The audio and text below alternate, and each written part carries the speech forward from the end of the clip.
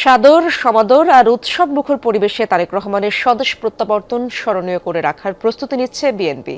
পুরোপুরি প্রস্তুত বাড়ি, গাড়ি ও রাজনৈতিক কার্যালয়। প্রায় 17 বছর পর তারেক রহমানের দেশে ফেরার সিদ্ধান্তে সাংগঠনিক শক্তি বৃদ্ধির পাশাপাশি কেটে যাবে দলের নেতৃত্ব সংকট, এমন মত বিএনপি নেতা গয়েশ্বর চন্দ্র রায়ের। রাজনৈতিক বিশ্লেষক সিদ্দিকুর রহমান খান মনে করেন, ভারপ্রাপ্ত চেয়ারম্যানের উপস্থিতি ভোটের অঙ্কে প্রতিপক্ষ রাজনৈতিক দলগুলোর সাথে বিএনপির আরও ব্যবধান তৈরি করবে। আরেফিন শাকিলের প্রতিবেদনে বিস্তারিত। গুলশান এভিনিউর শুভ্র দুতি ছড়ানো বাড়িটি অপেক্ষায় তার কাঙ্ক্ষিত অতিথি বরণে। 1.5 বিঘা জমির উপর নির্মিত বাড়িটি জিয়াউর রহমানের মৃত্যুর পর খালেদা জিয়াকে বরাদ্দ দেন তৎকালীন রাষ্ট্রপতি বিচারপতি আব্দুস সাত্তার। লন্ডন থেকে ফিরে স্মৃতি বিজড়িত এই বাড়িতেই থাকবেন তারেক রহমান, যা খালেদা জিয়ার বাসা ফিরোজা লাগোয়া।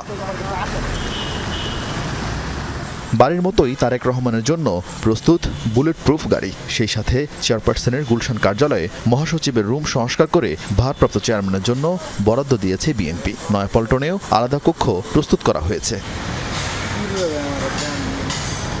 কয়েক মাস ধরে চলা এই প্রস্তুতি শেষে তারেক রহমানের দেশে ফেরার ঘোষণায় স্বস্তি আর প্রত্যাশার হাওয়া বইছে বিএনপির নেতাকর্মীদের মাঝে। আপামর জনতা অপেক্ষায় প্রহর গুনছেন যে চেয়ারম্যান সাহেব আসবেন। বাংলাদেশ গণতান্ত্রিক চর্চায় সমাজনীতি, রাজনৈতিক বাংলাদেশের প্রেক্ষাপট পরিবর্তন হয়ে যাবে। তার এই আগমন নতুন বাংলাদেশের জন্য একটি দিগন্তকারী মাইলফলক হবে ইনশাআল্লাহ।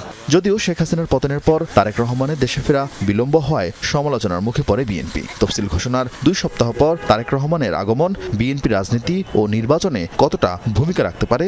টেলিফোনে পেয়ে যাওয়া আর উনি প্রত্যক্ষ উপস্থিত থাকা, দুটার মধ্যে অনেক আকাশ পাতাল তফাৎ আছে। তার আশার মধ্য দিয়ে দল উজ্জীবিত হবে। এটা রাজনৈতিক দলের নেতৃত্ব সামনে থাকলে যে পরিপূর্ণতাটা, সেই পরিপূর্ণতাটা লাভ করবে। এই এয়ারপোর্টকে কেন্দ্র করে আগমন, অনেক মানুষের আগমন ঘটছে। সে আগমনের আমরা দেখছি তা অনেক বেশি অতিক্রম করবে। রাজনীতি বিশ্লেষক সিদ্দিকুর রহমান খান অবশ্য মনে করেন, এই ঘটনা বিএনপি চেয়ে দেশের জন্যই বেশি প্রয়োজন ছিল। দেশ বিদেশি রাজনৈতিক নানা সমীকরণ নিরসনে তারেক রহমান বড় নিয়ামক শক্তি হবে বলে ধারণা তার।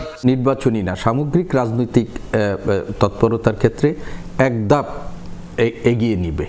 আর বাংলাদেশের সামগ্রিক রাজনীতিতে যেটা বলছে যে আমরা একটা চরম সংকটের মধ্যে দিয়ে যাচ্ছি, সেই সংকটের মধ্যে তারেক রহমানের মতো একজন কি বলবো যে উদ্ভাবনী ক্ষমতা সম্পন্ন রাজনীতিবিদের যে উপস্থিতি, এবং সেটা সরকারের জন্য খুব সহযোগিতা হবে। তো সবকিছু মিলিয়ে এই নির্বাচনে তারেক রহমানের সশরীরে উপস্থিতি বিএনপির জন্য একটা অনেক বড় প্লাস পয়েন্ট হিসাবে দাঁড়াবে। তারেক রহমানের দেশে ফেরা স্মরণীয় রাখতে নানা পরিকল্পনা আর প্রস্তুতি নিচ্ছে বিএনপি। এয়ারপোর্ট থেকে সরাসরি যাবেন এভার কেয়ারে। আরেফিন শাকিল, যমুনা নিউজ, ঢাকা।